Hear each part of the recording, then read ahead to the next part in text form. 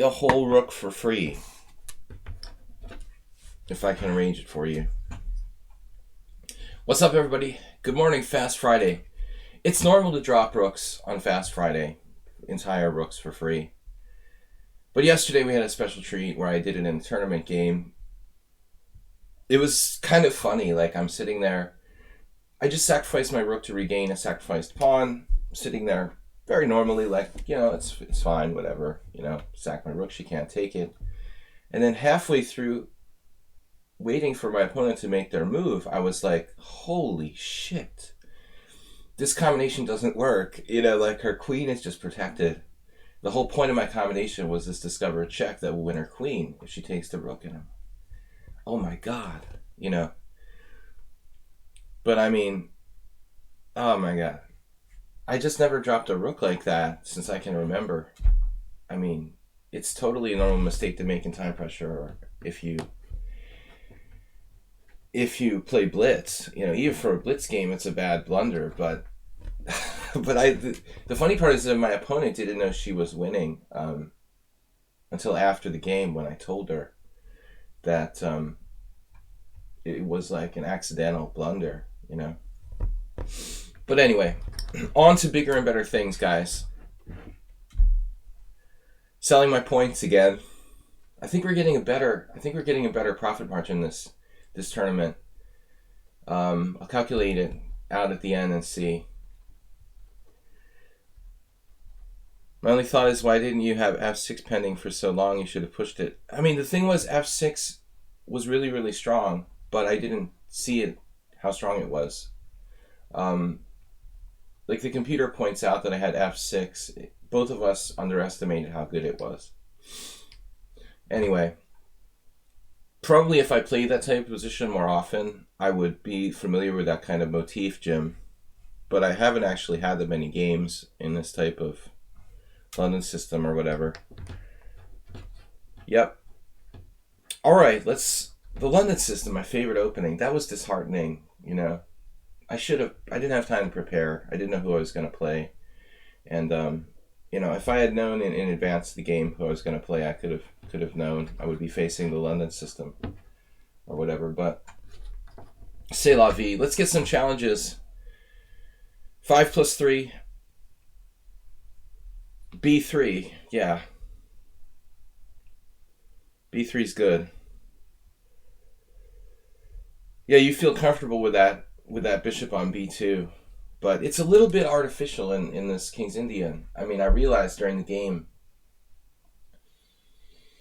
It's funny because I've had a couple of games that are almost identical here on the stream. There was that guy I played, I can't remember his name now, who always played the London system every single game with both colors. I had a couple of games that were almost identical to that.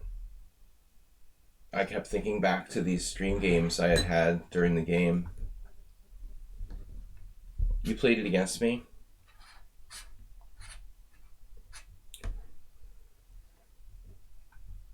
I don't remember now. All right, let me get to warm-up game.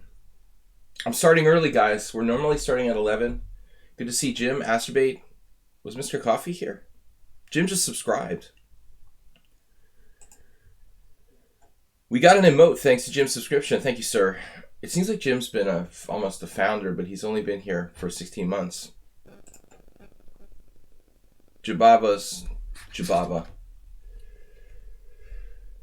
I mean, at the end of the day, I don't know if that structure I played against the King's Indian, is it correct? I looked up, there's actually like, there was actually like a really high-level game that followed my game pretty far. I guess the opening is alright. I just have to be a little bit more knowledgeable about exactly what I'm doing. She did a kind of weird thing that was actually kind of cool. When she retreated her knight from c5 to a6, that's like the best move according to Stockfish. I was sitting there like, you gotta be kidding me. This can't be normal to go like knight c5, knight a6, and then the other knight back to d7. But my queenside is weird, You gotta be a b3 lover to appreciate that position. Not easy. Chess is not easy. All right. Let me get a victim here. I need some confidence. So you guys have to lose. Create a game. One random challenge before we start taking challenges from the victims. I mean, viewers. Guys got to pump up my confidence. 5-0. This will get me warmed up. So, I don't know. I'm playing this kid today who didn't show up yesterday. I don't know what the deal was. Like, he was supposed to be there at 3 o'clock. And I'm supposed to play him today.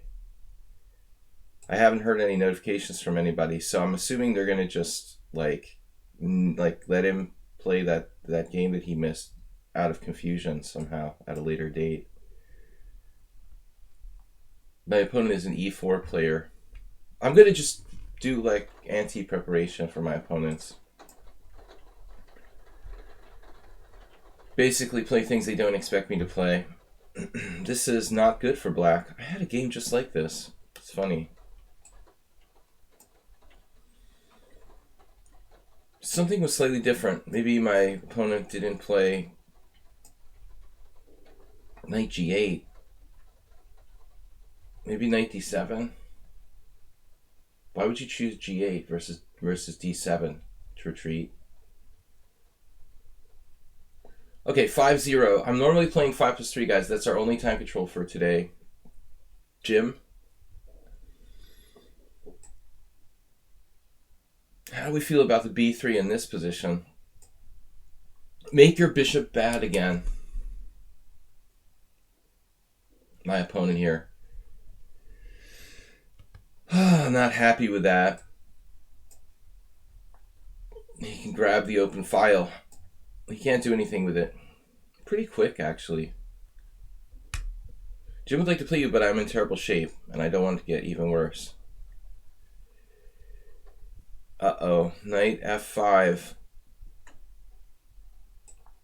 Let's just trade all the pieces, dude. I don't know how to do that. Actually, his knight has nowhere to go. Nowhere good to go. Well, it has d6. Actually, it's not really good either. That's his only good option. Now I'm toast. I've got knight c4. Nearly toast. Knight g4, I have to take it or play knight c4.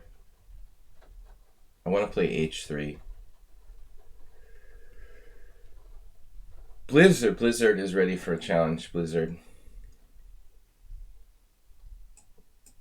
No London system, please. Or reverse London system. Anything close to that. Please. Just don't. Just don't. We're just up a pawn. Whatever. Kind of difficult to trade the pieces here. The Scandinavian. I thought about playing the Scandinavian, but today I'm playing a kid. Kids are usually, like, better tactically than positionally. I feel like the Scandinavian is kind of a tactical opening. Open positions, probably not ideal for playing against a kid. So I have something else in mind. You're perpetually on my way to work. That's not good. That means you have a long commute or something. Commuter depression.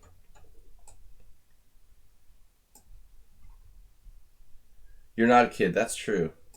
But I'm not concerned about you. I'm playing in a tournament, I'm playing a kid today.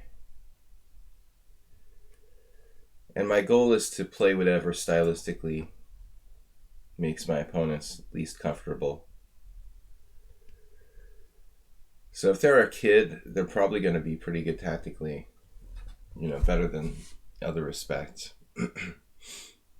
Unfortunately, yesterday, I played like a closed position against this woman who seems to like closed positions.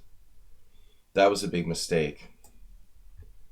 She's actually weaker tactically. I should have been playing an open game all along. I totally stylistically played the wrong type of position against her. So it is what it is. I mean, I really should be able to beat someone 250 rating points lower than me. Any type of position. But I played into her strength. These London system people, they play like one opening and they know it really well. That's the only structure they play. You can almost force it every game. You have to play like the Caro Kann or something too. Match it with the Caro Kann.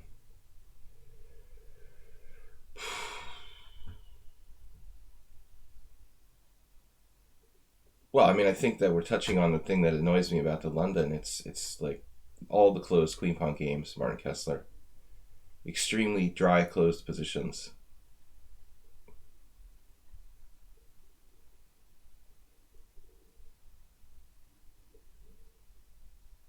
I don't really like when it's too closed and there's no tactics, you know?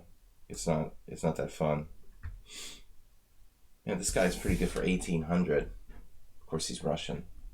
He's got 46 games. Not that easy to maybe b5, a5 actually. Not that easy to progress here. I wanted to play knight c4.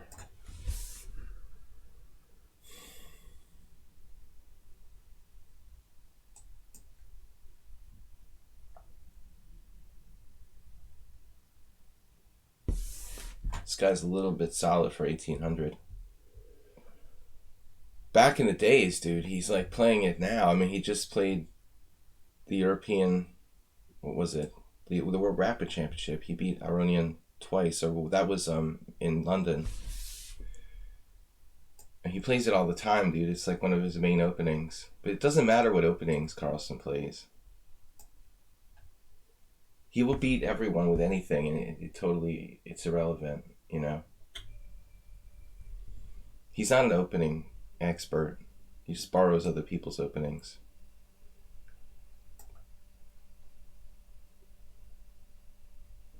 He can play whatever.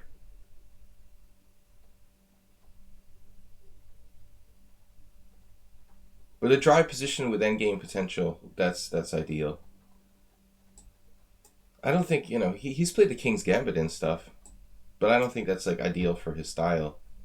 The best is something really boring. So the endgame, not a traditional Russian Pioneer Palace style trained player here, going into the lost endgame.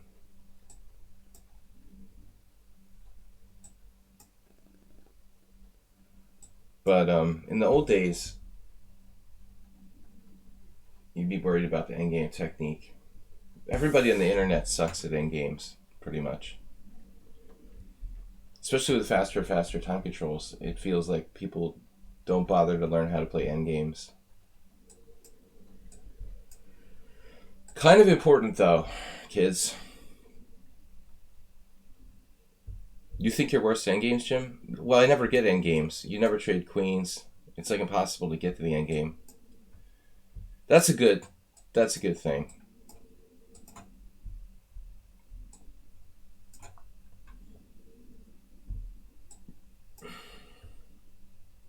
Yeah, they're not patient to learn and study, of course. Endgames are the most tedious thing to study.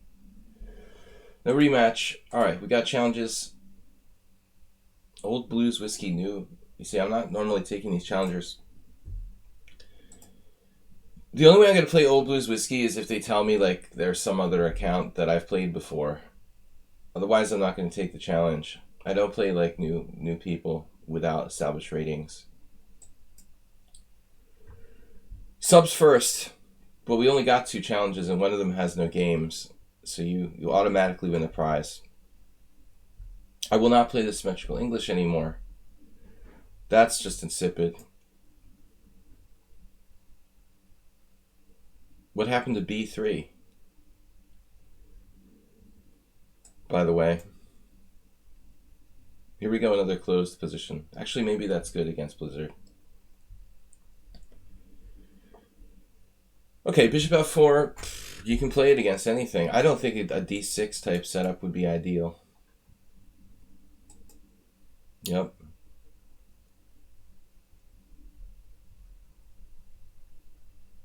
All right. Channel your inner Julian Hodgson. What is the plan here? I guess some kind of wave defense.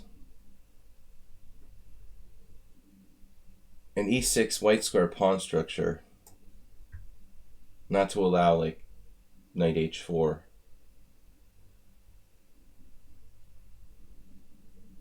Knight f3 is terrifically annoying system.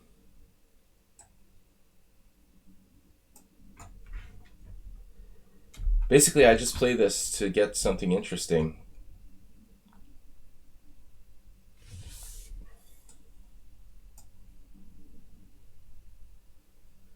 It's a little passive for black. Oh, there it is. I was wondering when we'd be seeing it. Here comes the b3. Maybe I can play the Dutch now. How's g4 for white? Looks kind of scary. f5, g4. Anyway, this is Blitz I gotta play fast. Okay. This is real Blitz. Slavish. Slavislav. Slavisa. Slavisa Peric.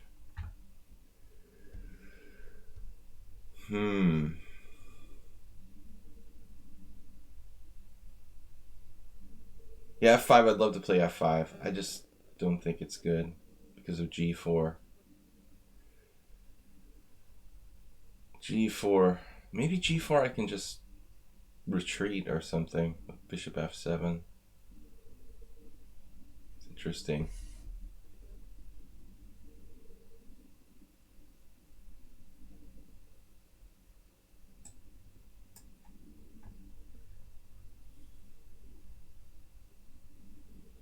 It's the Caro-Kann. I'm gonna have to play knight f6, I realize. I can't delay this any longer. Probably I should have just played it instead of queen b8. I have my reasons for delaying it. Wow. Zuckertor. Zuckertor c5. Okay. Wow. Whatever.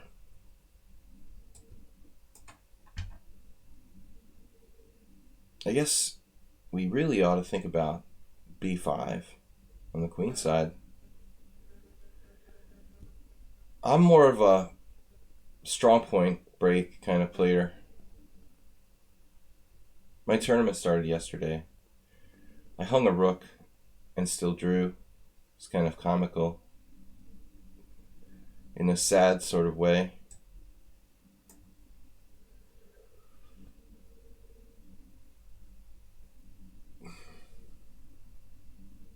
One of the weakest players in the field.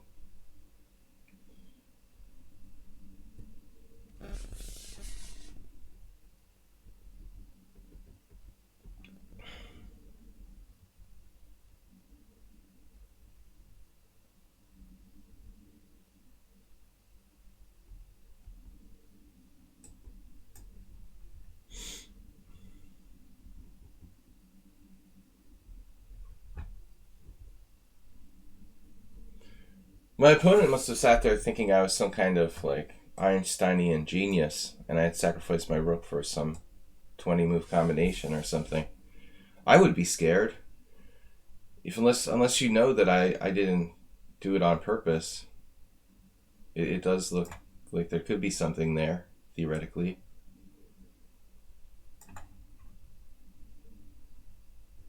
I mean, it looked like there could be something there that, is just beyond most players. I had been studying a Spielman game the day before. That probably had an effect on me.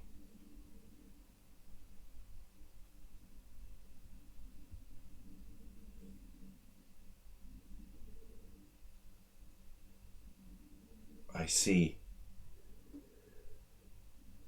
I sees. Was my knight trapped or something? Not yet. It's getting there.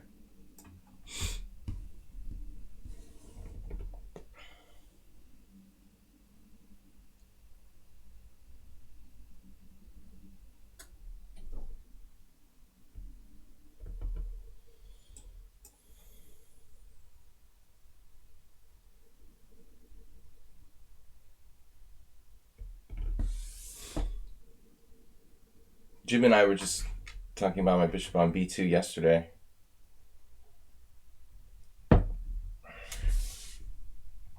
What?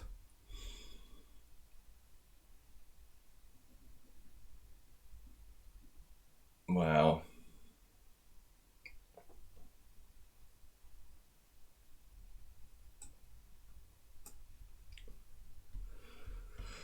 All right.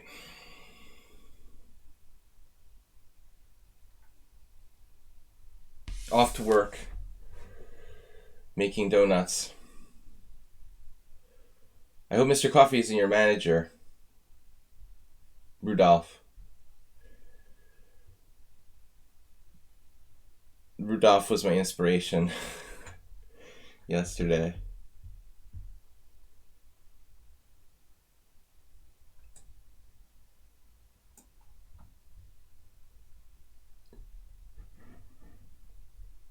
You have this? Really? Doesn't this win a piece for me?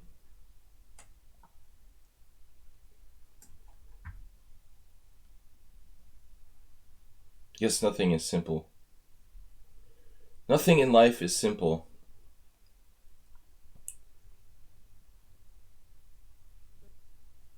Guys, rare early Friday 10 o'clock stream. I'm normally starting at 11. Generally, this time is pretty early. People don't want to do it, but I had no choice today.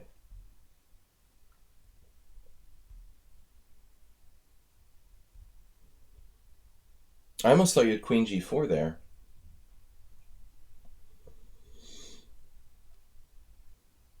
But nevertheless, things are still mighty unclear.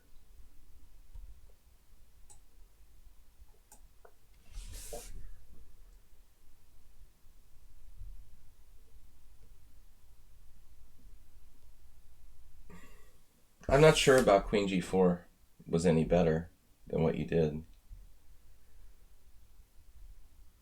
Probably this is a mistake. I should let you have, what, another pawn? Like rook f6, f4?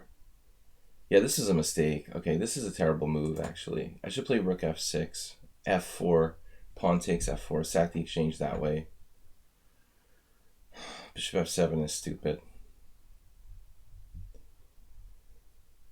I think it's inferior, but alright. Black may be slightly better, despite that. I'm hoping. It would have been better to get the dark squared bishop given up. That's the stronger piece for white, I think. To make him trade it on f6 for my rook on f6 with f4. Then f4 opens up his king side to some degree.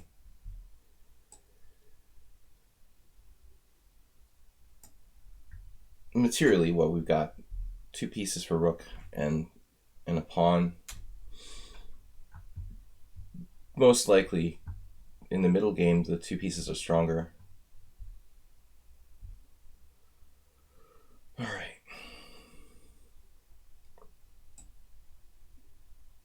What am I doing? What are you doing? Dropping a pawn. Oh. The knight is strong, man. That is devastating. I mean, in fact, I can play knight d2, knight c4. White regrets playing h3. If he hadn't played h3, now he dropped a piece, right? He was supposed to have dropped a piece, but he's pretty tricky, so I don't trust him. Supposedly dropped a piece. Hopefully it's morning there, as it is here. 3 pieces for a rook. Or a queen. Queen for 2. Take your pick. The knight is huge. Knights. Thanks for watching, guys. Please support the stream. And thanks to Mr. Jim for being a subscriber. Today's Valentine's Day.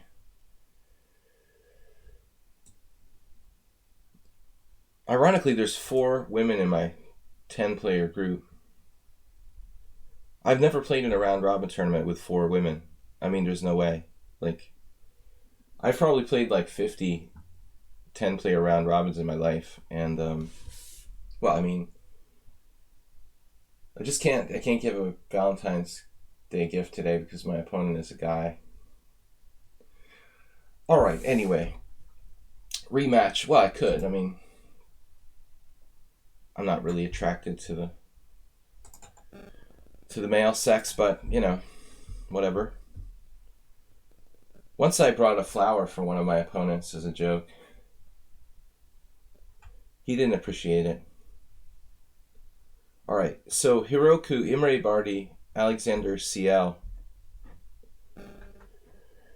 Jim 100. Yeah, I'd have to buy. It wouldn't be fair if I brought Valentine's gifts for just one of the women in the tournament, and then there's like 4 of them.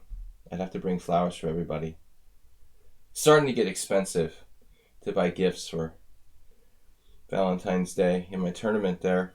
Alright, Imre Bardi's subscriber. We'll play him first. But it's just interesting. Just goes to show how much more women are playing chess, because over the last like 25 years, there's been so much promotion of chess for kids and for women. It's not just an old man's game, and but I mean, it's amazing. I don't know if the organizer just has a weakness or something, but I don't think I've ever played in a closed group with more than 2. I don't think I've ever played in a closed tournament with 3 women in it. Probably 2. But definitely not 4. Equality in chess, yeah. It's a fairly low-rated group, and if it was like a GM tournament, it would be difficult to do that. This is my game with John Shaw. I remember I lost. So, like an inaccurate move order for white, technically. What happens if I exchange here?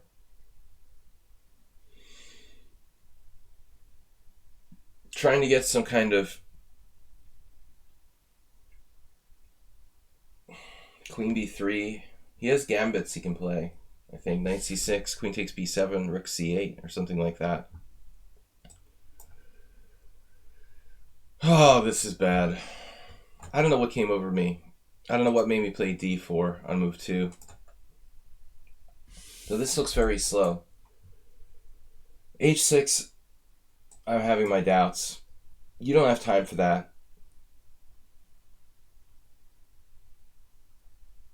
Now black could have some problems. I remember having e4 in some games.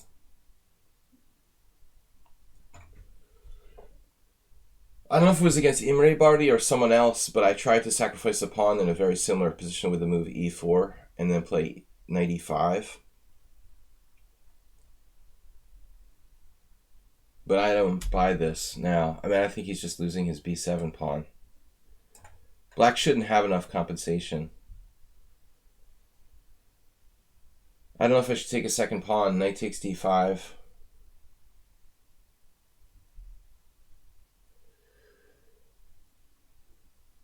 Yeah, the public Valentine's Day vase would be good. But I'll leave that up to the organizer. That should be his job. Public decorations. Knight takes d5. Alright, that looks kind of greedy to play knight takes d5. Bishop f4. Azishio.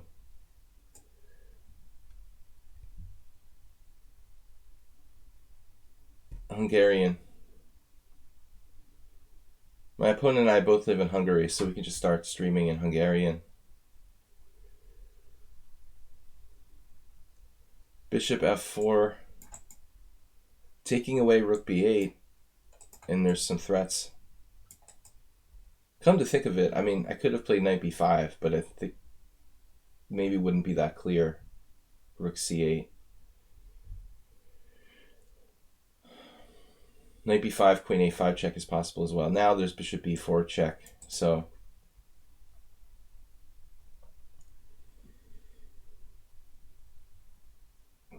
h6 is just way too slow to play in an open position like the exchange variation.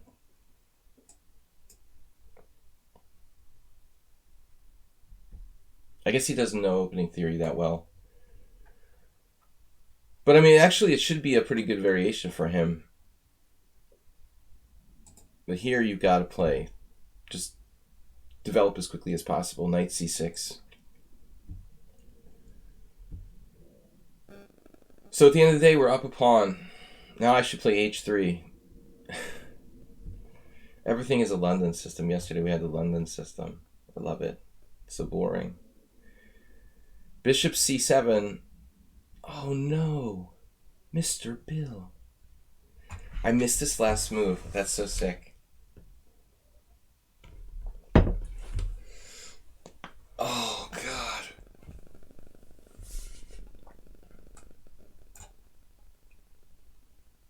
I'm not sure if I've ever actually executed this tactic in my life.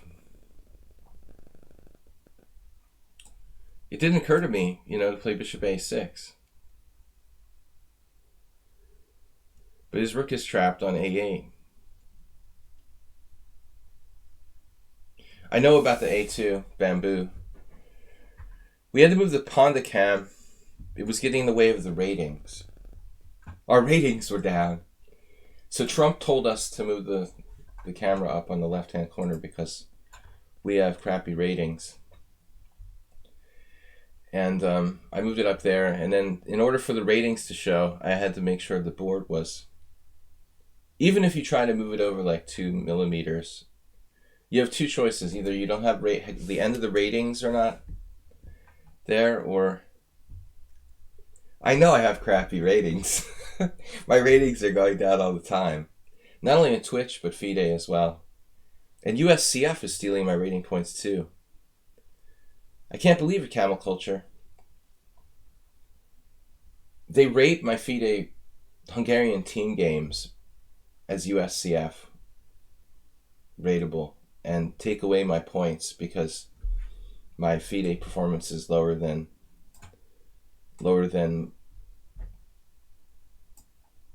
my USCF rating. It's totally bogus. Someone has to petition the US Chess Federation. I was telling Jim about it the other day. I believe that it was Fabiano Caruana's dad's fault that this policy was enacted. That's the rumor that I heard.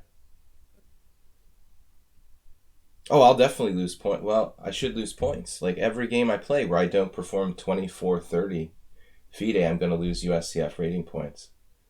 It's totally insane. Like my whole life, they're rating the tournaments like your FIDE rating has to be treated like it was your USCF rating. So I automatically lose points. Automatically. Every game I play. As long as my USCF rating is higher than my FIDE rating, I'm going to automatically lose points every time I play a rated FIDE game outside of the United States. If I play inside the United States, I don't know what happens. But it's ridiculous. My ratings are bad. Might have to cancel the show.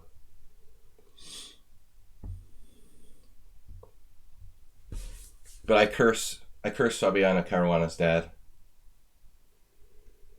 Also, that he could raise his kid's rating higher. He talked USCF into this inane policy like 10 years ago. It was probably more now. Like, it's probably been going on for even longer. Maybe as much as like 12, 13 years. But I don't understand how any mathematician would subscribe to this concept. Anyway, I'm not going to vent about it anymore. But just talking about ratings upsets me. Bishop on a5 is a little uncomfortable. Downright frightening. Knight b8. Knight b8. I might have to defend my bishop with knight b3 at some point. What happens if knight b8, knight c6? What am I going to do? Gelfand and Aronian love to put their bishops on a5 in the Catalan. But this is no Catalan. Somewhat artificial. The systems are completely separate. It's totally ridiculous. I don't know. And I have had basically there's always been like a 75-point difference between my USCF, and USCF is inflated compared to FIDE. It always has been, and my USCF rating was always like between 50 and 100 points higher than my FIDE rating across the board for the last like 30 years. So you can't just like treat them like they're equal. I mean, that's ridiculous. So I automatically lose US rating points every time I play a game in Hungary. The funny part was that it stopped for a while when I like didn't renew my USCF membership. For like a couple of years it wasn't happening. It had happened, then it stopped happening for a while. And then when one of our moderators here on the stream, was nice enough to renew my USCF membership, I started losing points again, magically. Black had E4 there. That was a better move.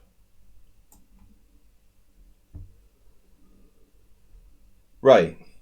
So you're 2,500 USCF, you perform 2,400, FIDE, and your FIDE rating's 2,400, you're automatically losing your USCF points. They're just rating as if your FIDE rating should be your USCF or something. It's just criminal. I just logged into the US Chess Federation and saw I lost like 20 points in the last month, even though I haven't played a USCF tournament in like 5 years. But they're so incompetent that I wouldn't even bother sending an email to complain about it. All right, anyway. Hiroku, learning chess, bone atrophy, Asmir. Let's go, guys. 5+3. I'm not playing like that other challenge that I had where the player had no games. Fish Rat Cow, it shouldn't be the way it is, but they're using this policy of rating my games. Like, it's totally like criminal.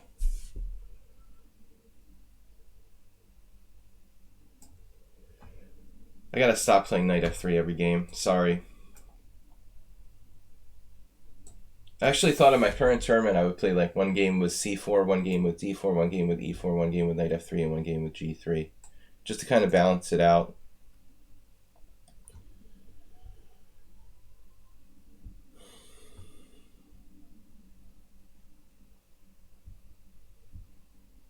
Las Vegas Internationals.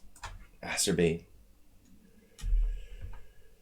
Acerbate, have you ever played in an over-the-board tournament? Ever?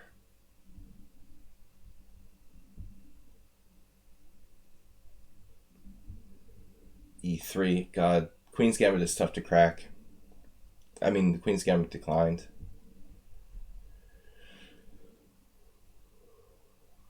Guys, I've got till 12 o'clock. That's I've got an hour to get ready and then an hour to get to the venue for selling my rating points.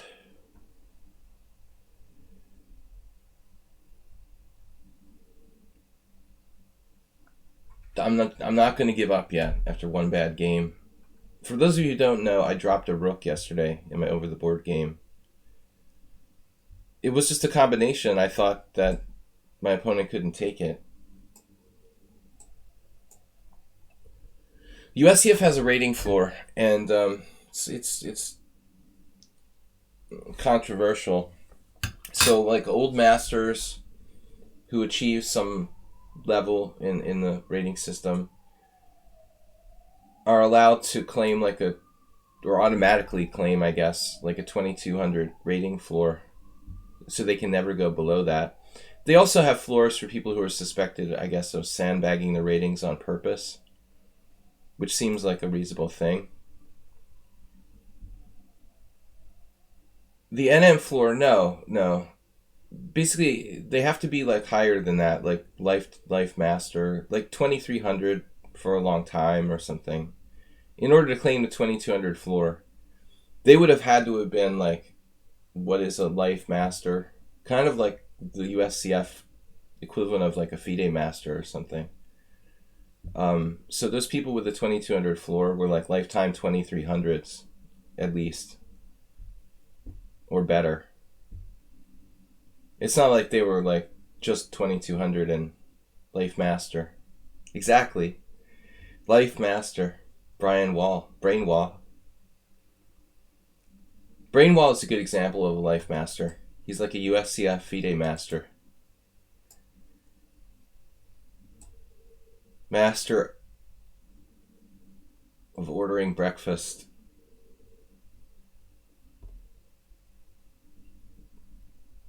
Knight h5. I never ordered breakfast delivery. I never really heard of anyone doing that till I met Brian.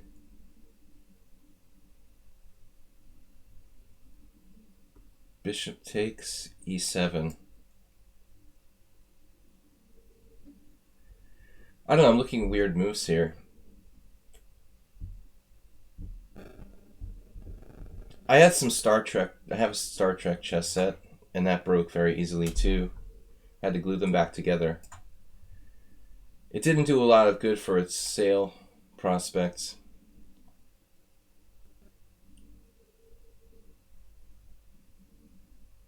Yeah, part of the Star Trek pieces are glass too.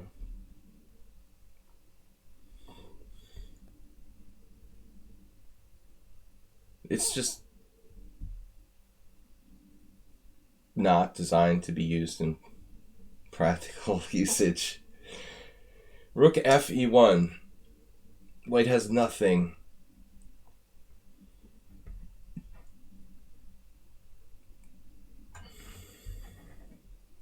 Don't send your Star Trek chess set via the postal service.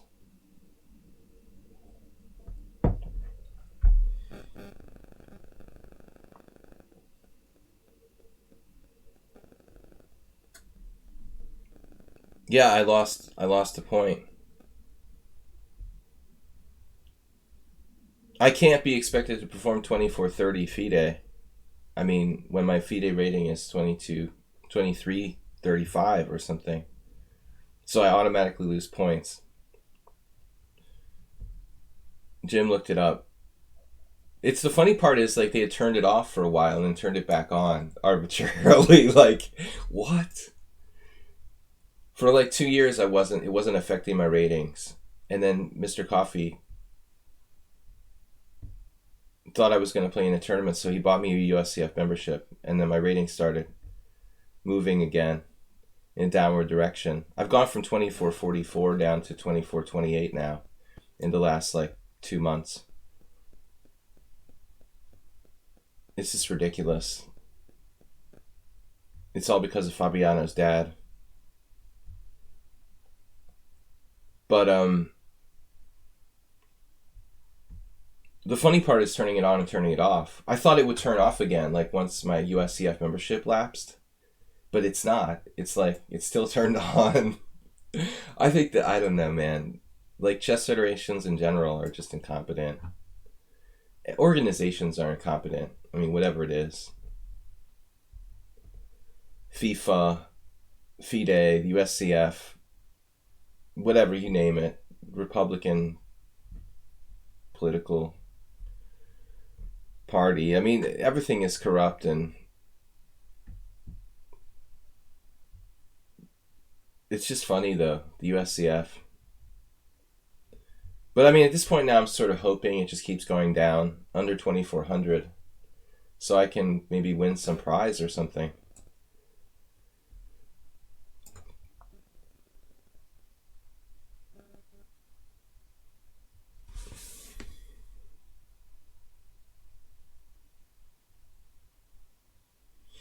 I've been toying with the idea of playing in a tournament in the United States at some point, but I'm never able to make it happen.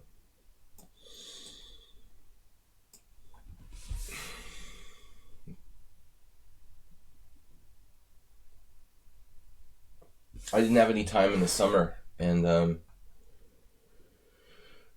now we have more scheduling questions than answers. The Denver Open, Brian. Yeah, when is the Denver Open? When is that?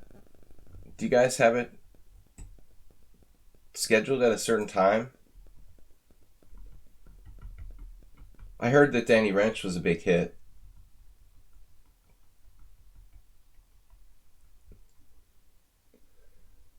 All right, but anyway,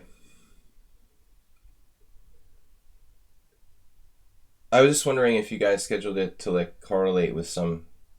You should schedule it so it like correlates with some Vegas tournament or something that's not that far away. Not that far from Vegas to like Colorado. Knight b8.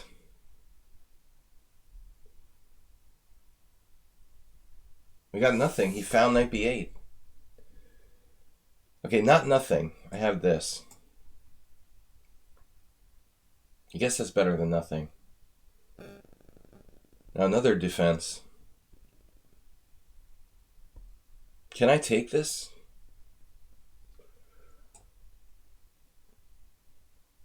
The knight on e5 is just beautiful. Bishop c6, knight c6, knight c6. Then he like pins me. May 15th, 17th. So, is that somehow near any other tournaments?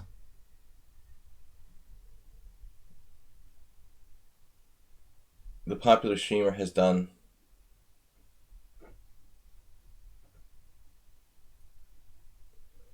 Not playing tournaments anymore. The hunt for money is on. Which begs the question, why bother playing chess at all if all you care about is money? It's kind of like the Susan Polgar effect. Maybe you should have just like gone into like business or something instead, you know.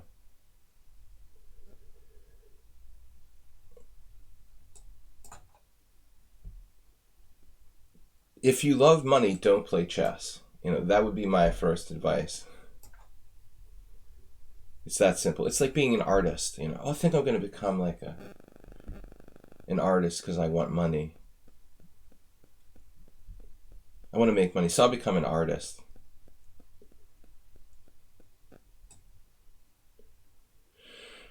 What are we doing?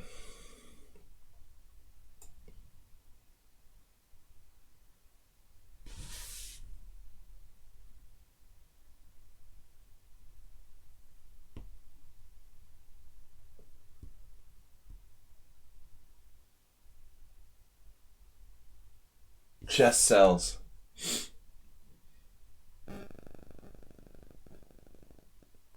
Too much for kids, though. It's just too much promotion just for kids. At least in my country. They need to remember that, like, adults chess, too. Finally.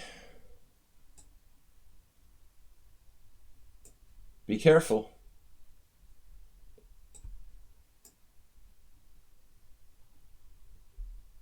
All right. I'm all for scholastic promotion of chess, but you can't forget like the base, you know. Remember your base. Bone atrophy, Asmir, master student, Ayeste, and Mule Skinner. Okay, so we've got subscribers, Mule Skinner. Yeah, that's it. All right, Mule Skinner, you're up.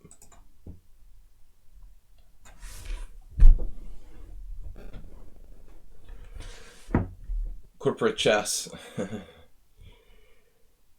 All the like Indian kids have like, even this kid who's in the tournament now, he's only like a 2400. And the GM group where I'm playing has like these like little sponsor badges and stuff. They're very big on that in India. But it occurred to me yesterday, not to diss chess, but seriously, do these companies really derive any benefit from that sponsorship? Some random. They're hoping that he becomes Magnus Carlsen, but the chances of the random 2400 kid becoming Magnus Carlsen are like 100,000 to 1. It's not really a good gamble if they're sort of, I don't know. I just don't think the corporate sponsorship in chess is, I'm a pessimist by nature, but I don't really think that's going to become a huge, it's okay for Magnus and like maybe 5 players in the world, but other than that, I'm skeptical. Yeah, it is important to promote chess to children, but the problem is that like the U.S. Chess Federation, which is one I know the best, completely left out promoting chess for people who are already adults. There's nothing to promote it at their level. They're actually losing. The retention of members is like horrible. Most people, these kids, they learn until they're 20, then they quit. Then they're gone, and then you just recruit a new crop. But you'd like to retain those people in chess, and there's no effort to retain them. Just keep going back to the well and getting more, and then, and then after they're 18, they disappear.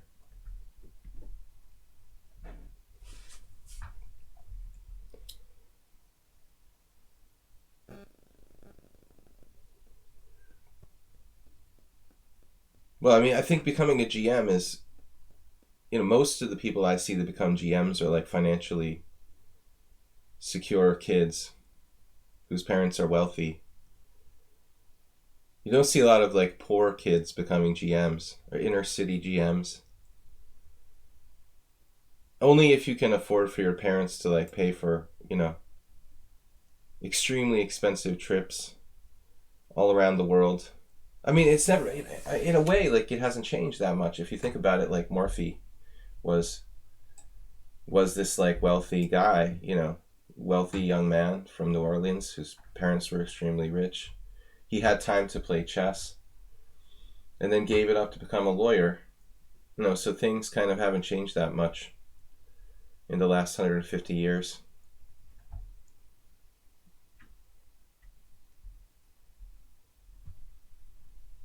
But I mean, it's gotten to the point where there's no adults in the tournaments where I play, which is really scary. When I started playing chess in the mid 80s, I mean, there still was an effect left over from the Fischer boom. And I feel like there was more people playing chess from the average part of the population, like working age.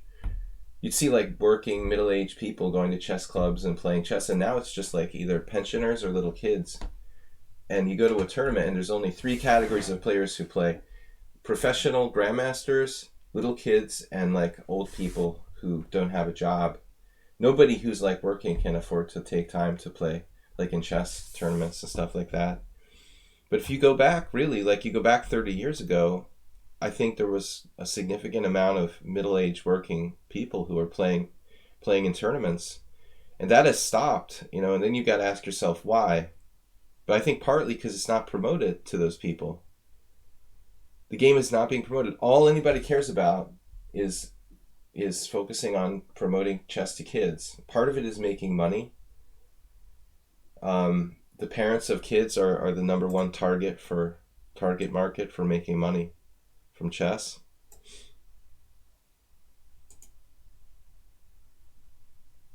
But you can't just ignore like people once they become 18 years old. They're not important anymore.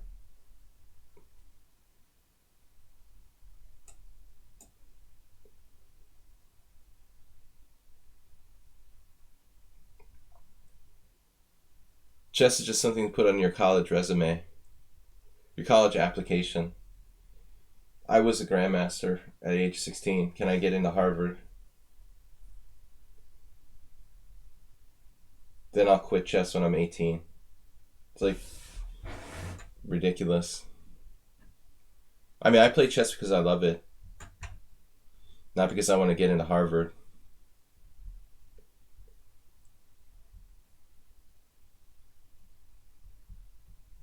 You watch this Chess for Kids with Fun Master Mike, and I'm like, please tell me this isn't about money.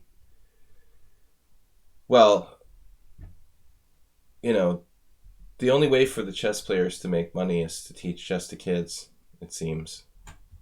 The average chess teachers. But I don't market myself specifically to an age group or something.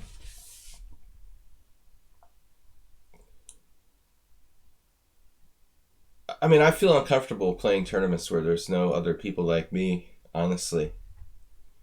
The last tournament was just like retired old people and one woman around my age and then a bunch of little kids.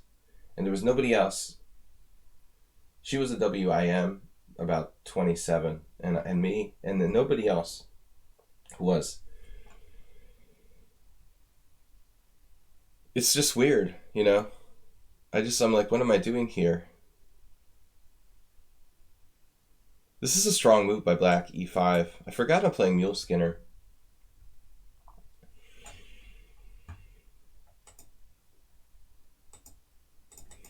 I've never had this with Mule Skinner. He plays normally Banco, but I tricked him somehow with knight f3. He played c5. We've never actually had this before. Anyway, I'm on this lecture about promoting chess to everyone, not just to kids. Not that I have anything against kids, but look at the tournament demographics. There's no adults in tournaments anymore. It's not good for the game. Queen f4. Man.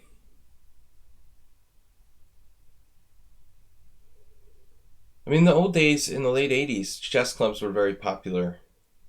And there was all sorts of players, old people, young players, middle-aged, everything. It was very balanced. Then at some point, I mean, the internet came along, and that hurts like live chess, but it also can help it. You know, it can go both ways.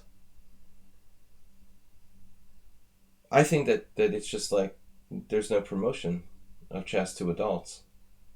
So chess has been promoted to kids, you know, at the cost of neglecting the adults. My tournament, now there's mostly kids. Alright, knight e6 is what I expected. This knight d4 is a strong idea. That knight's gotta go. Petrosian. How are we gonna get rid of it, boys? This is bad. Bishop d1. It's got to be bishop d1, and very quickly c3, in some order.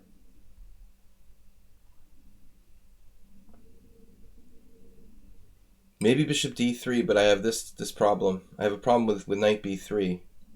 c3 must be played. All right, we have it. Maybe this. I'm not sure where I should have gone with the bishop, though. Tricky position. The knight's got to go from d4. He just equalized with d5. Crap.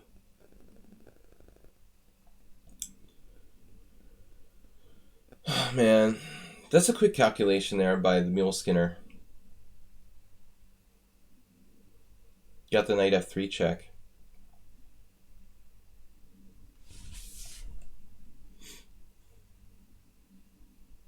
My queen is unprotected, so I guess I chose the wrong square for my queen.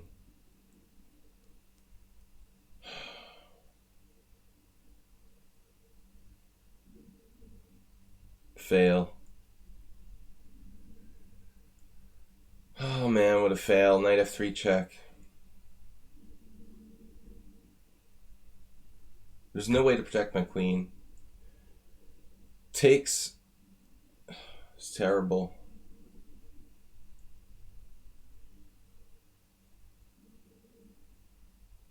How do I even not lose material? I have to play e5. That completely screws my position. This doesn't look right.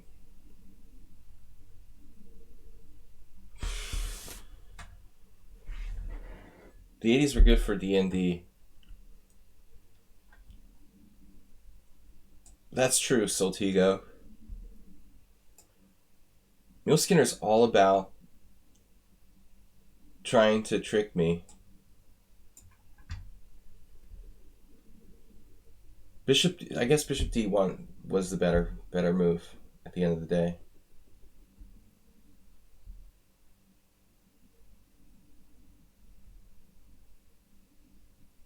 The knight has left the building. The knight has to go. No matter what it takes. Oh, you have a tactic. No. Go. Get out. And come again. No, it has to go. Ooh. We can take with a pawn now and do a rook transfer. I like this. Dynamism. Oh no. Okay, he's in bad time pressure.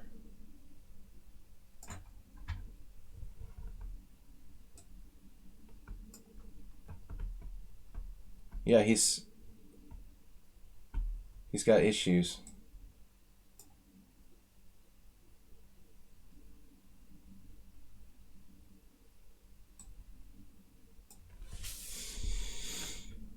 Yes, best move. I'm going to regret this. Oh, man. We must focus on the king side, Luke. Luke must go on the king side. Quickly. Oh, no.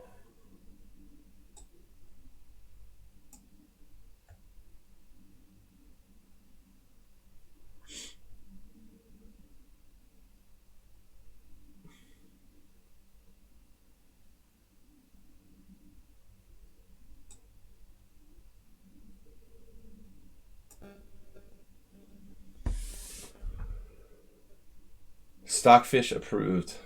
Nah, G5. He's not good. Actually, yeah, let's do it this way. Give me that. Rook endgame. King up, he has to go up.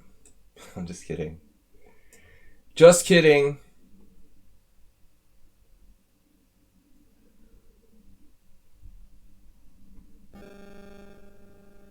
Oh, he's got a defense to that. I can't possibly screw this up. It's a lot of pawns.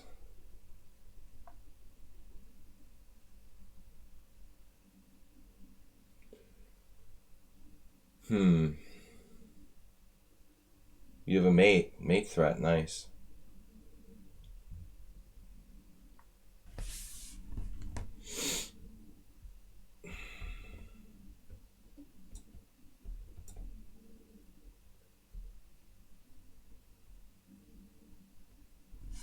Alright, I'm winning. It's not that easy. That was a good survivalist. As my friend David Vigorito says, my number one skill is I'm hard to kill. I don't know if that's a backhanded compliment.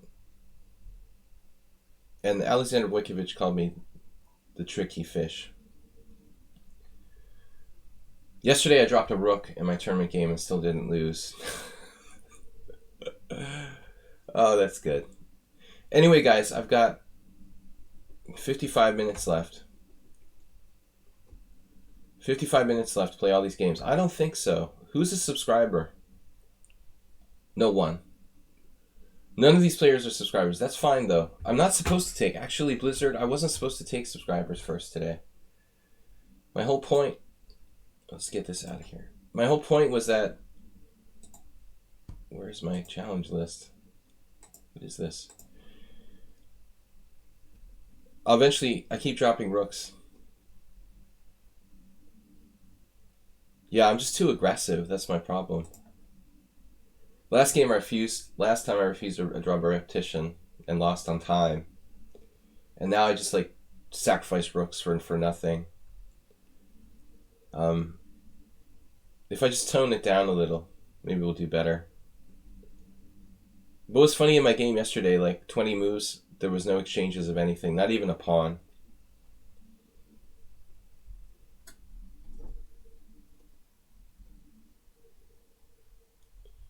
Alright, we'll just take these challenges in order. I thought, oh, I'm being aggressive by not trading pieces, keeping everything on the board, but I was actually playing to my opponent's strength. She likes closed positions. It was clear to me after the game that her weakness was tactics, and I had done absolutely the wrong thing by going to an extremely strategic type of position. It takes a long time, though. It would take me hours and hours to study someone's games and really, like, I don't have time for that kind of level of preparation. The Caro-Kann against the kid? No. The Caro-Kann would be okay against the kid, but they know the theory of the Caro-Kann. It's too popular. It's a bad choice. If you're a really, like, hardcore Caro-Kann player, and that's all you play, and you're really expert in it, okay. But I'm not. I don't know the Caro well enough. Every little kid is programmed by their GM trainers to know the theory. 30 moves deep. You could play it if you had something out of the ordinary. I have something else in mind. I can always play the Sicilian. Like, you gotta have a kind of base opening.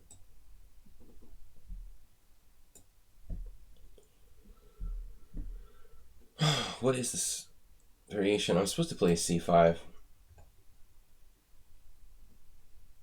But,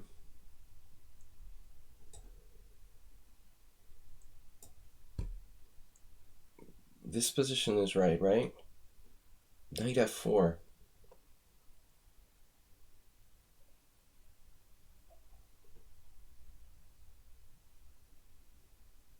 Right. Kasparov talks about this. Revolution in the 70s. This line is good for black.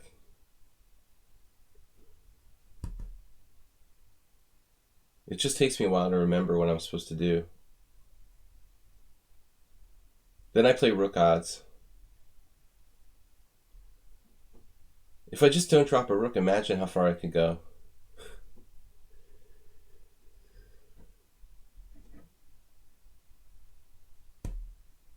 I think the dragon is the worst choice against little kids because it's one of those popular variations. It's not a bad opening if you want to play it in general. You have to be extremely well prepared on like a professional level. Fundamentally, it's fine, but it's a bad choice unless you have time to like memorize like 30 moves of theory. I like the dragon. It's fine, but it takes extensive knowledge. Where I come from, where I play chess, little kids are taught to memorize tons and tons of opening theory. The dragon would be like the worst thing you could play.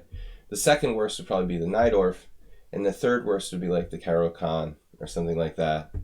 Basically, the accelerated dragon is different, though. Accelerated dragon is not the dragon. The accelerated dragon, to sum it up, like the point is to prevent white from castling queenside. Practically the entire point of the opening that opening is to stop white from castling queenside. It's a completely different game than the normal dragon. So you can't really talk about them in the same sentence. I don't know what's up with this. I think I was supposed to play like knight takes h5, c takes d, and I played instead knight c6, and now we're in some kind of side variation.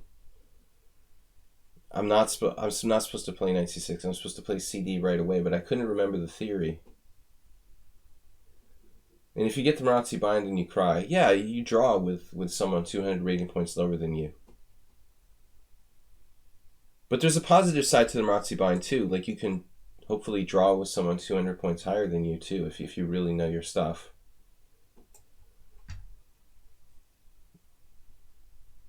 That's what I try to do, just like draw everybody, with occasional wins against much weaker players.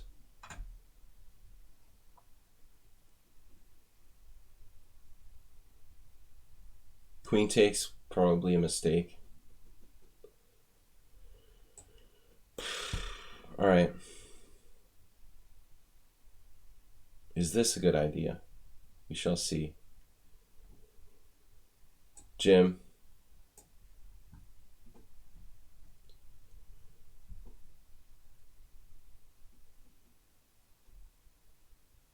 Well, I mean, that's the old school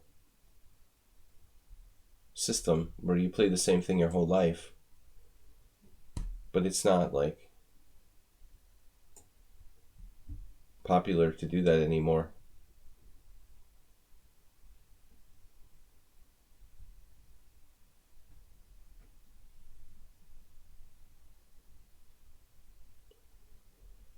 Mark Esserman says a lot of things, but that's not me. Someone else. All right. He also claims that the Smith-Morrow is a good opening. I think it just like loses a pawn. I mean, I would never subscribe to that. So you have to take what he says with a grain of salt. You know, he promotes his own agenda. I try to be objective.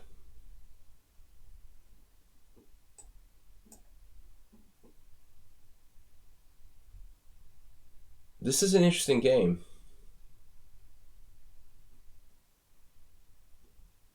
It's a very strange square for the queen. Doesn't look right.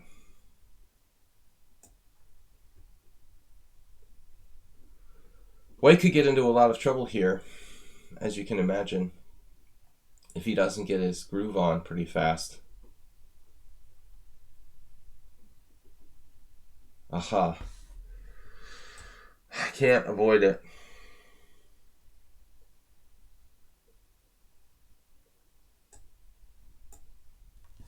Touchdown.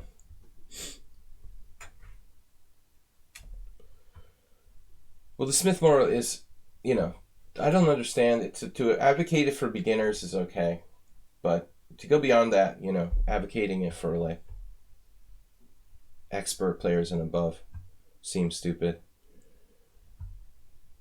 You can't get an advantage unless people make mistakes. It's not correct opening. But I think it's a good opening for starting beginners to learn how to play for the initiative by sacrificing a pawn. Now I've lost the thread here. All right, what are we doing? What is he doing?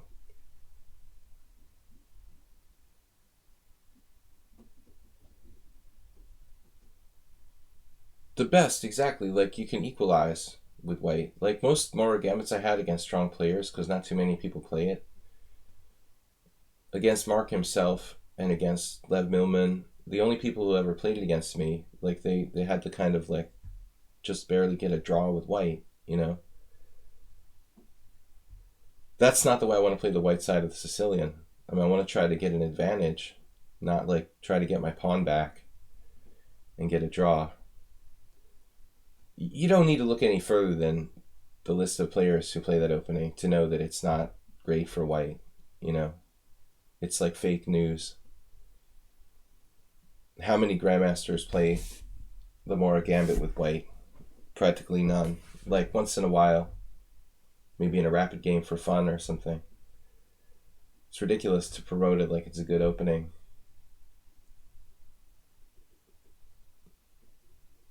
I try to be more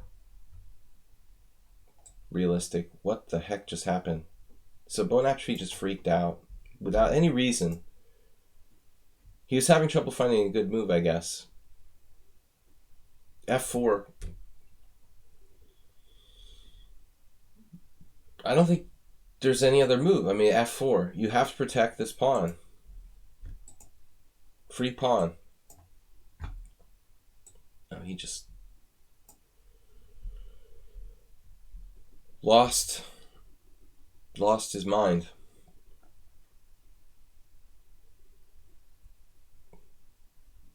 Yeah, provoked a knight d5 sack.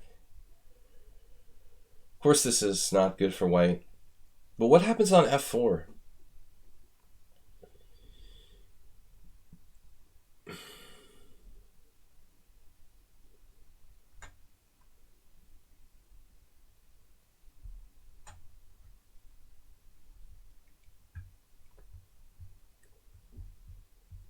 I want to check my move order. I think knight c6 is wrong. I have to play cd. Then I couldn't remember the theory. I'm not really a Caro-Kann player. I've been trying to play it all my life, but I never really devoted myself to it enough.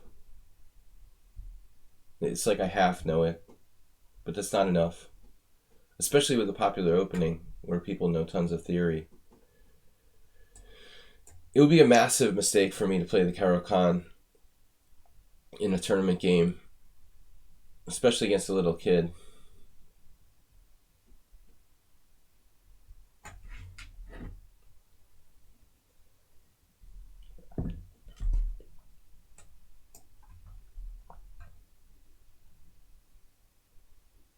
My only problem is that I can't develop my king side. There has to be a way of dealing with it. I guess I could sack the exchange. That's the practical thing to do here. Oh, I'm up a whole rook. I forgot I'm up a whole rook. Since I'm up a whole rook, maybe I ought to give this.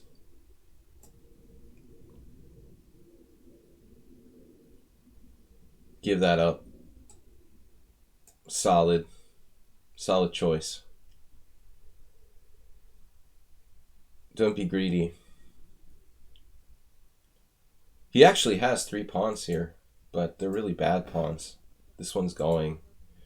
And then I have stuff like knight b4. Maybe I should play that right away. But I want to see, yeah. So move 9. It is the main line. That's weird. Look. So both, that's why I'm confused. Both moves are theory. Knight c6 and c takes d4. And so in both cases, it's like usually knight c6, bishop b5, or c takes d4. So I'm not crazy. I don't know this well enough. cd4, knight b5, so knight c6 is correct. Yeah, I've seen mostly d takes c5, maybe. That was it. So this variation is interesting. Now I'm supposed to take on d4. But white does seem to be better here according to the engine slightly. So there's still some life in this. What's the difference if I play cd instead?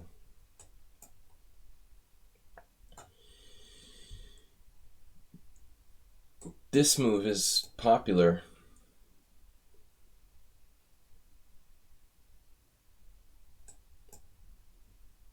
Doesn't scare me though. Maybe white still has a little something. Van Croy. Probably a good choice. Just avoid theory. Alright guys, I have 40 minutes left, so I can play these 3 games. At least. I don't know if we'll have time for more, but at least 3. I have to leave at 12.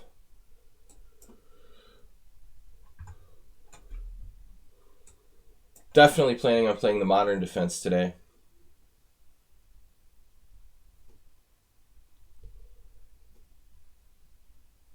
Alexander Ivanov. Anyone under 2300 gets the modern defense.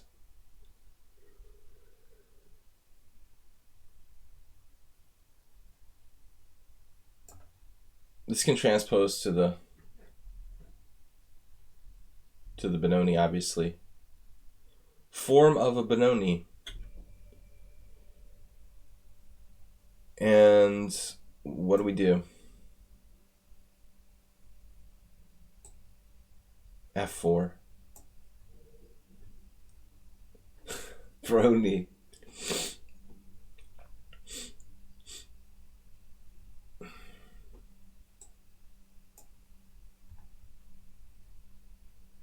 Probably I should exchange on d5 right away.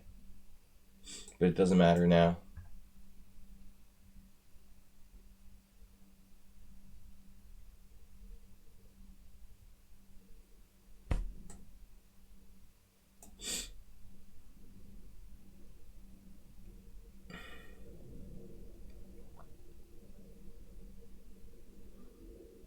The 2500 rating. It was like $24.99 and it was annoying, so I made it 2500. I didn't like that. $24.99.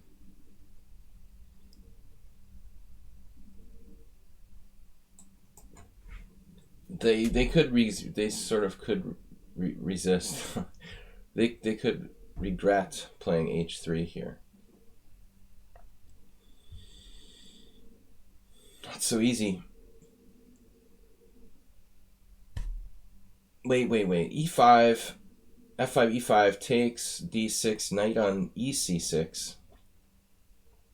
Funny but effective. We have to do it. I think it's like demanded of the position.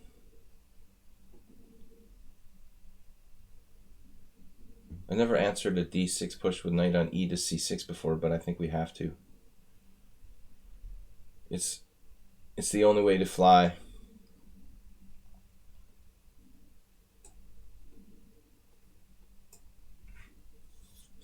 Sketchy. Black's a little sketchy.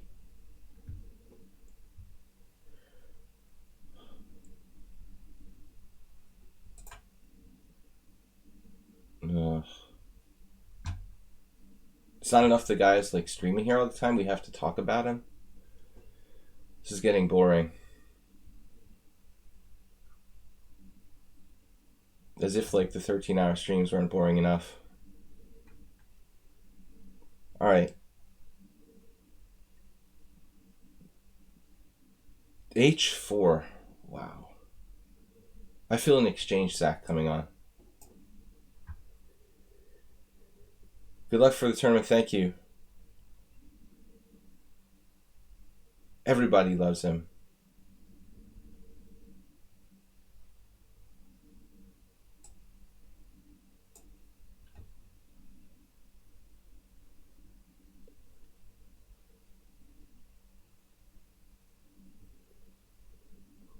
Cringeworthy. Knight F5. So this was the point like that we're afraid of.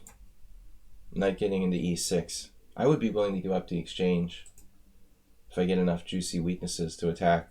This is all you need to know about. The black arrow. The crossbow of death.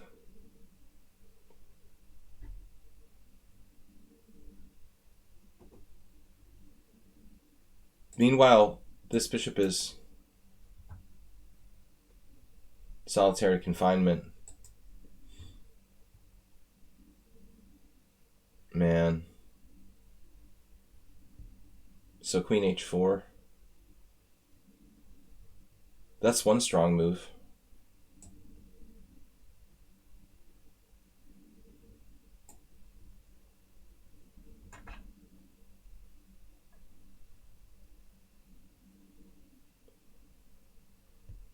I can never remember Kovalenko's name.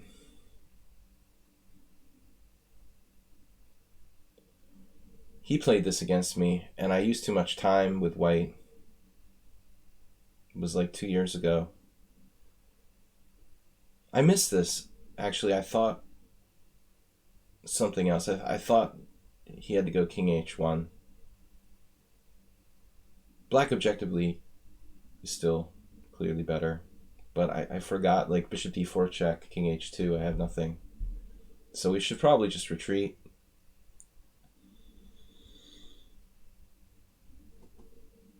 Make a sensible retreat.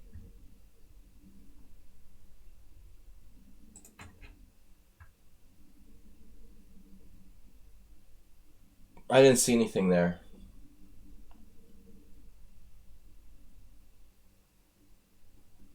This is an extremely dubious variation of the Benoni with knight e7, but Asmir played f4, which is not really recommended.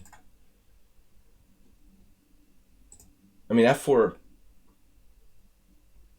like in this position, I guess it's not bad, but it gives black extra flexibility. I haven't even played knight f6 yet, you know. I don't think f4 is really appropriate. Still,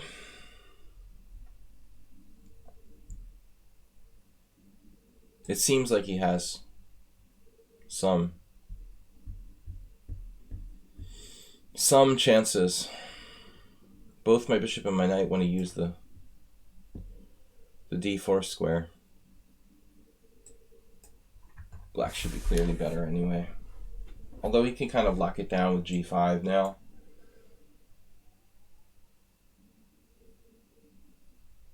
Black is up a pawn with no real compensation. He does have g5 followed by rook takes h7. Scary threats. So if g5, maybe I consider going knight back to f5. Now my knight is screwed.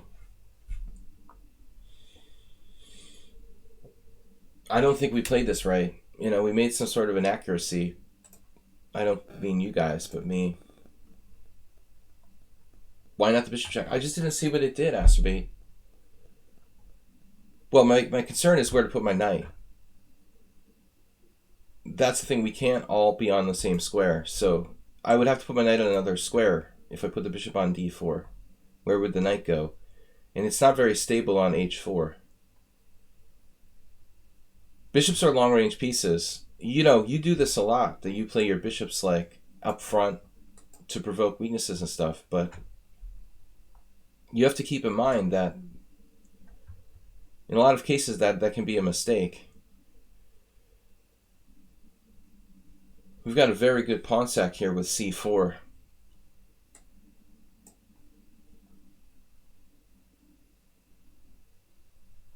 I was just thinking I need another place. But this is not just the 4 pawns. I haven't played knight f6. Okay, the 4 pawns is played against the modern Benoni and the King's Indian. This is a modern defense. It's not the same thing. It's technically not right to do f4. I mean, you know, in my experience, most people consider it to be a mistake. Alexander Ivanov would like rip people's faces off if they played f4 against him. I mean, it's just too much extension. And the fact that the knight is not on f6 makes a huge difference. It's not there to like be attacked by e5. So a lot of times the f4 relies on e5 being a direct threat. White cannot really develop his pieces effectively here.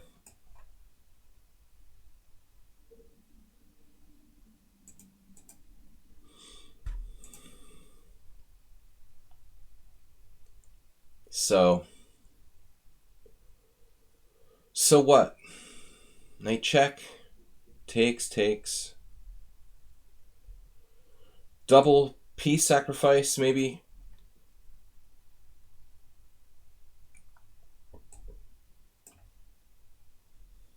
Just the minor problem. The check is coming. White's also tied down to f4.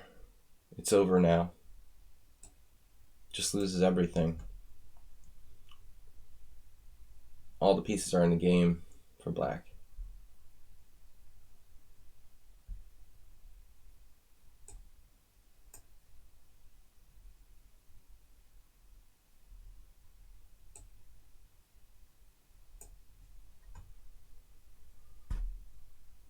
Easy to overextend yourself.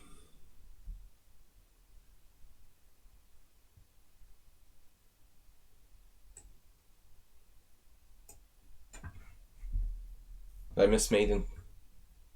I could have won as queen. This isn't bad either. Not as good though. Queen h6 was best. I win the queen. Okay, Morales, the subscriber. I do lessons, but I have a pretty busy schedule, and I don't like teach like a million people to try to max my profits or something. I teach like 10, usually like maybe 10 people at a given time. So if anybody's interested in lessons, I have openings from time to time, not continuously. You can send me an email, videochesstrainer@gmail.com. If anybody contacts me about lessons though, like, please give me some information.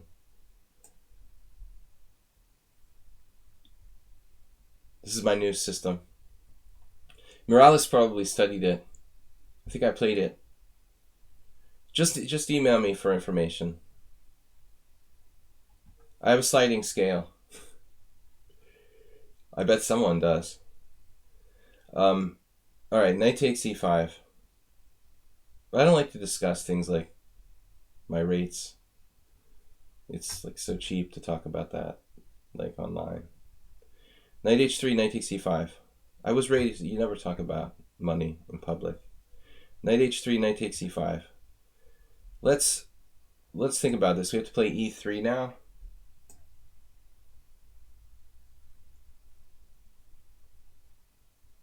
Bishop d2. How's my bishop doing? It's good. It's looking good. I'll trade you that for that. It's a deal. My c1 bishop's looking good. I almost, you know what's coming today. I'm very strongly tempted to play knight h6. This is actually the perfect situation for e4, knight h6 in my today's tournament game.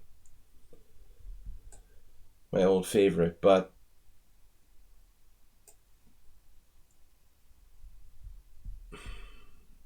it's too much. I'm getting paid to play in this tournament by the organizer. I think it would be kind of a diss to play e4, knight h6. You know what I mean? It's fine if it's like your time, but I'm on his time. I'm a paid employee of the chess organizer of this tournament. I'm not going to play like an opening that looks like it's sort of derogatory or insulting my opponent. But I've played knight h6 on the first move extensively, like in Blitz and in a few tournament games. It's a bad move, but it's not that bad, and people tend to kind of go haywire when you throw something really strange at them. Added the psychological pressure of, oh shit, they played knight h6 against me. If I don't win, all my friends are going to make fun of me. That's usually like beneficial as well. Did Steinitz say that? I mean, I don't know. But we've got a good game here. The anti-Morales system. But I think we'll go with the modern defense today. It's sound and it's not that theoretical compared to like the Caro-Kann or whatever. All right. Two bishops. Miras doesn't have his usual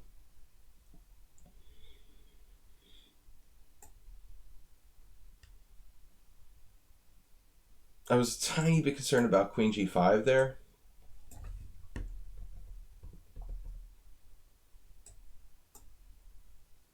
This is about the best opening I've ever gotten against Morales in a Budapest. Even so, though, black is ultra solid. You can see here. And as I mentioned many times on my stream, we all hear about the bishop pair, but the knight pair, you don't really hear that much about. They're actually not bad. They coordinate pretty well together usually. You can try to lock the position consistently because the knights like close games.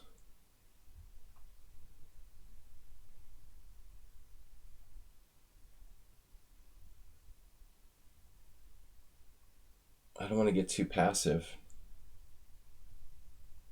Generally, my catchphrase is that the knights are better than bishop and knight. In most cases. The knight pair. The a5 is an excellent move by black. White should be clearly better. If you put this on Stockfish, it's going to be freaking out like white is better by 1 point something at this point. But maybe that's a little bit of an exaggeration. Stockfish has been known to exaggerate. Bishop pair is awesome. Bishop pair. What bishop pair?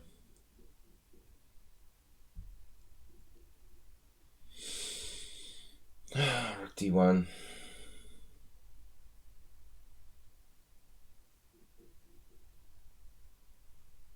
I'm having bizarre hallucinations now.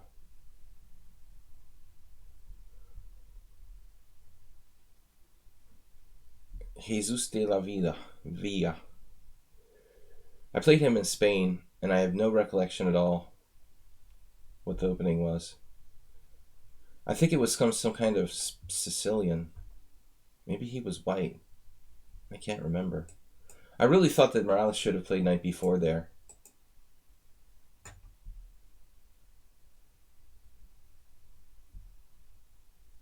Jesus de la Villa.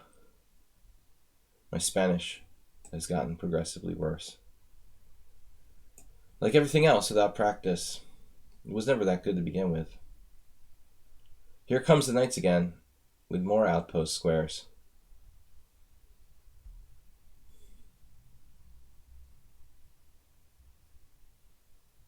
Doing a great job.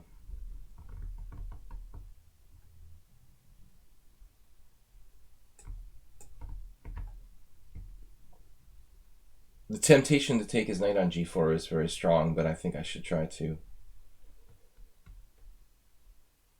delay it if possible. Maybe I can't. The c3 bishop is extremely strong. So knight g4, bishop g4, his pawns get destroyed. White is better, but not winning. Oh no, maybe I just have queen h5. Yeah, that looks like it's close to winning. So this is a neat move. Knight d7 with Alyukhin variation knights. g4.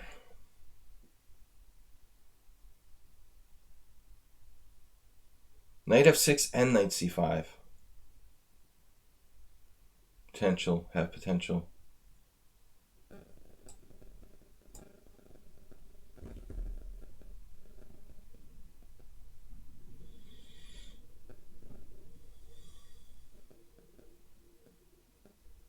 The problem with g4 would be something like knight f6, queen f5, knight e4. I wasn't sure what's happening. That's one of the reasons why I played bishop f3. So if that sort of thing happens, if he goes knight f6, I have queen f5 for reals. Okay, now his knights are there, but they're not threatening any further advancement. So I can really start thinking about g4 type ideas.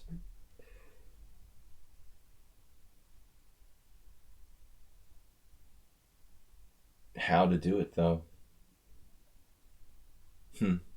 Not so easy.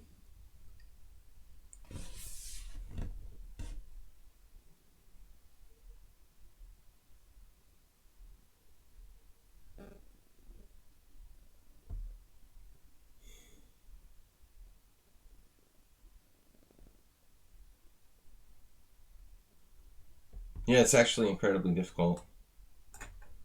come up with another plan.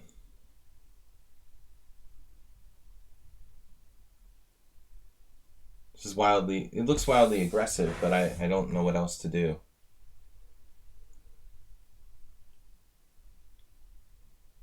Black has excellent control of e4. The knights are almost as good as the bishops. Semi-open, I guess. It's hard to define that type of stuff. One of my bishops is going to go. Then what, black is better?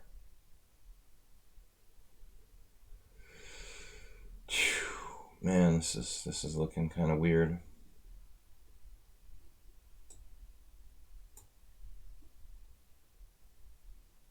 Staying in touch with you. Rook e8.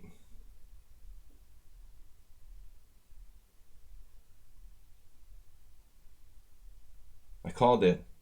Damn, I'm good. Stay in touch.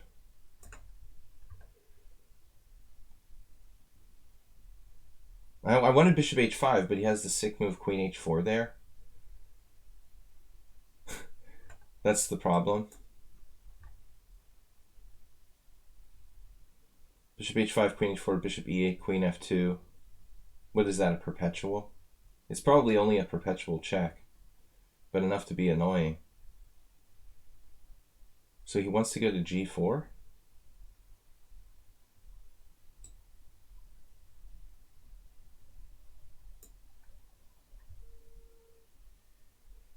Funny, I didn't even consider this.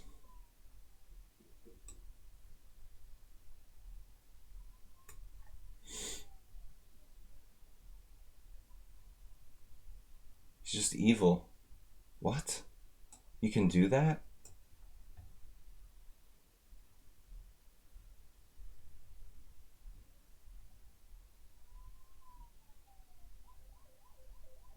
The ambulance is on its way. Don't worry.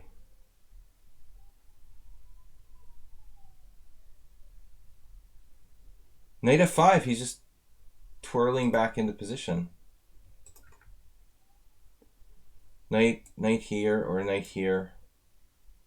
Truthfully, I'm probably taking that b7 pawn at some point, but I guess knight h6, bishop b7, knight f5. Something like that. Prize section. Autographs.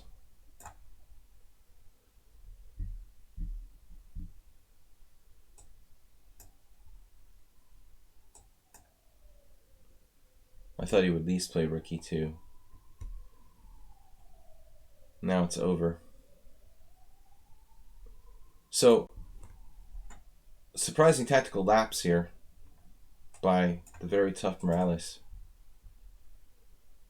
Tactical lapses. I don't know. I would never give you something for free. I don't give away material for free, just rooks. Knight h6 and black is well in the game, according to the engine.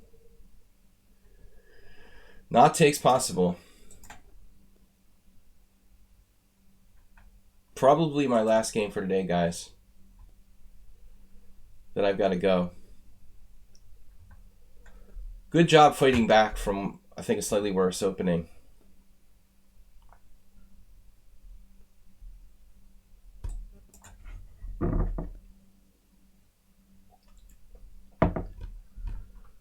Just no hallucinations or tactical missteps today. No rook sacrifices that don't work. Isn't that the worst feeling, though, when you play and you're in the middle of a game and you made a move and you realize in the middle of the move that it's a blunder? That's like the sickest feeling. The way your stomach sinks and you're like, oh my God. And does the opponent see it, you know? Master student. So we haven't played 2200. This is like innocuous by white. It should be some way for black to equalize against this. It's like playing bishop d2 in the symmetrical English. Some sideline. It's equal. Michael Rode. Bishop d2 in this line of the symmetrical. It's a line. Now I don't know. I don't really feel inclined to play d5. So a3 would be the logical move. That's what Granda Zuniga would do. Granda Zuniga, connoisseur of the bishop d2 Nimzo. But he's in good company. Capablanca and I think Alyokhin also played 4 bishop d2 against the Nimzo. This is not exactly that, because we've got knight f3 and c5 in.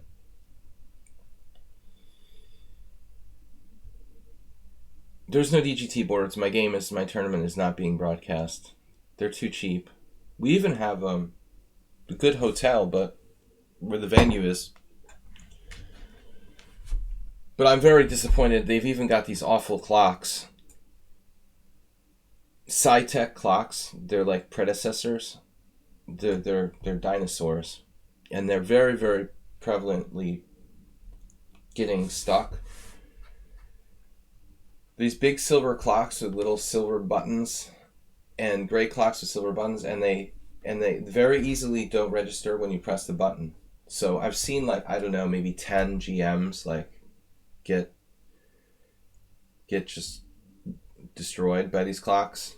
They thought they made their move and then suddenly they lost on time. It has like a light that shows who's to move.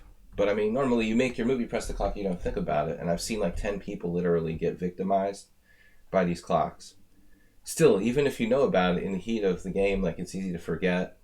You have to keep an eye on the stupid clock, whether the button is on or not. It's not good.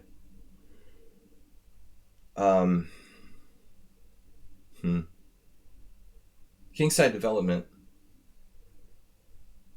is an issue.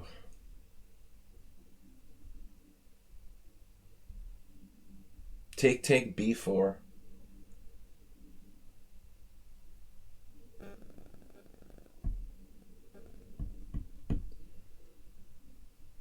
Similar to a classical Nimzo. I mean, it could transpose, but not really with a bishop there, could it? It can't be a classical Nimzo. A Bogo of some sort. I don't know what to do. I mean,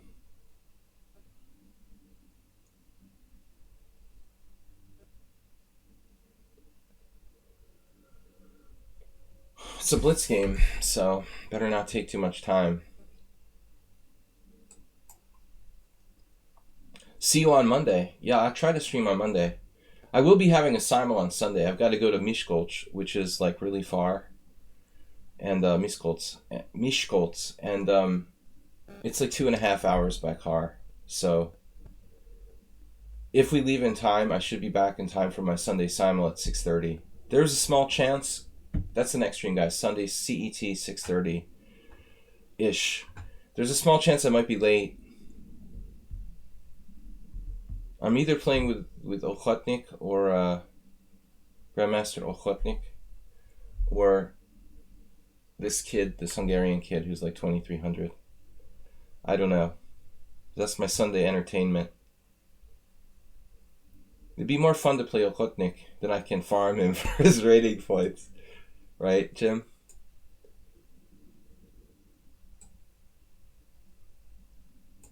It's my team. Yeah.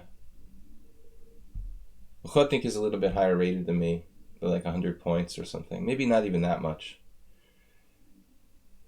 But he's not a draw player. He plays weird openings and stuff, actually. But I'm not sure I'm going to play him. Start farming people. I'm a nightmare to have to get paired against, because I'm very solid when I want to be. If I want to draw, I mean, it's hard to beat me. Most people don't try. Even grandmasters who are not that high rated.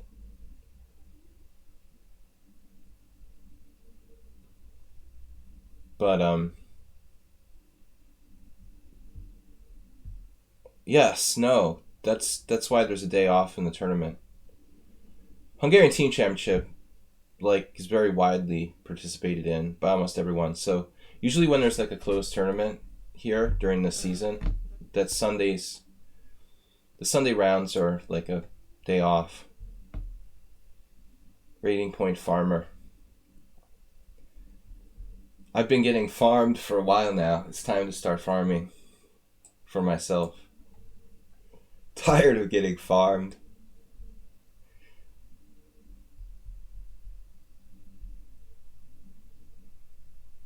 Yeah, likely draw with Tonatmin.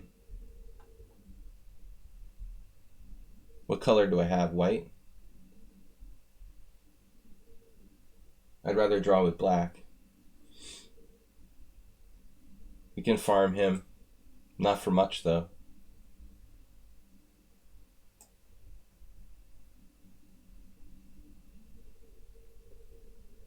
It doesn't really matter what color I have in this tournament. I feel like that would make a bigger difference in a stronger tournament. I wouldn't be surprised if I have close to a lifetime equal score with black. For a lot of players, that would be unthinkable. There's no way I'll ever really know for sure, because most of my games aren't in the database.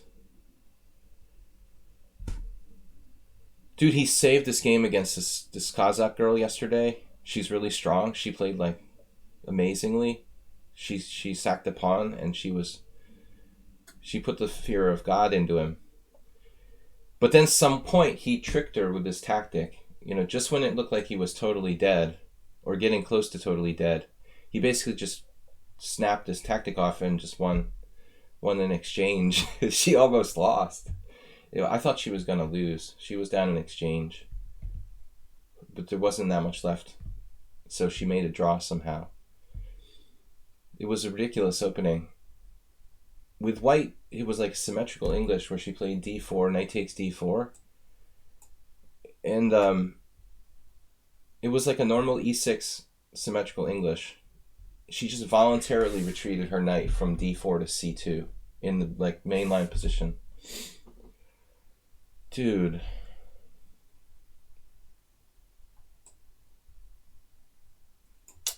Man, that sucks. Wow. Nasty little tactical trick there. Queen takes queen c6, no. Queen takes bishop takes g2, no.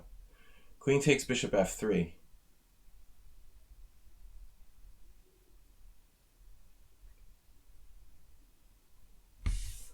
So I have to play rook takes a7.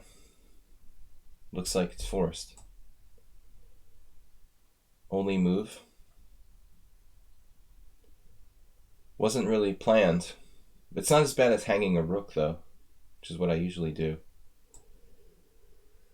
Better than dropping a rook. Now, obviously, black has solid structure.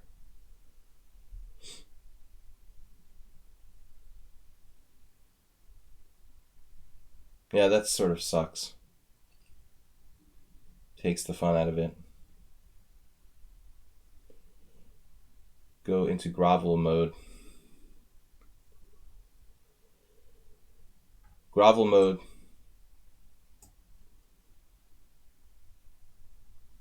On.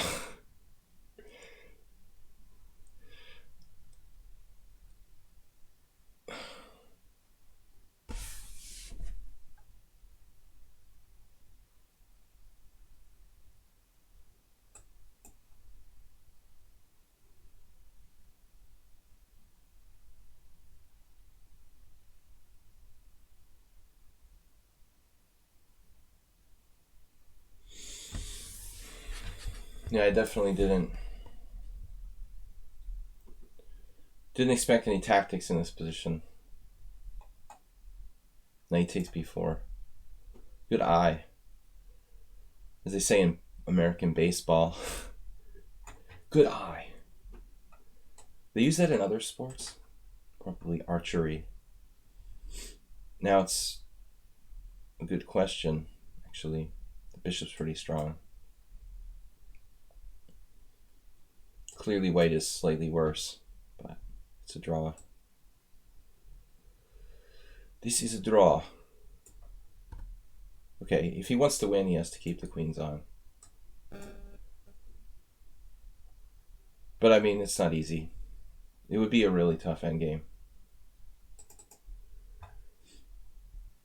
Black should probably play rook c8, and it's a draw.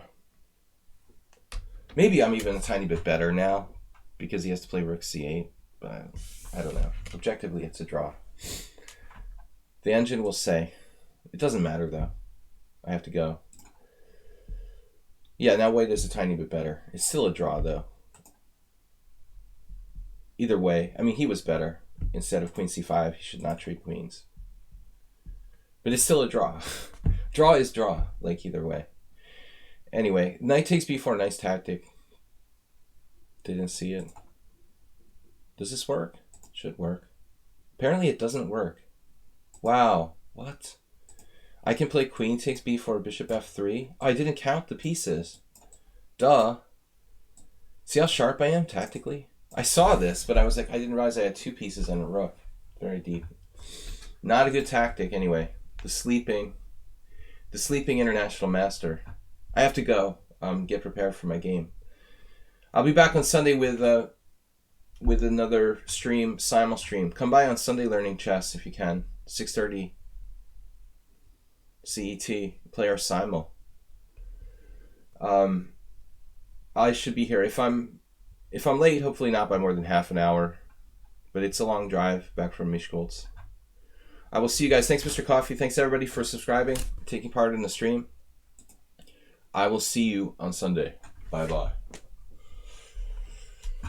Thank you for the tactical training. Bye-bye.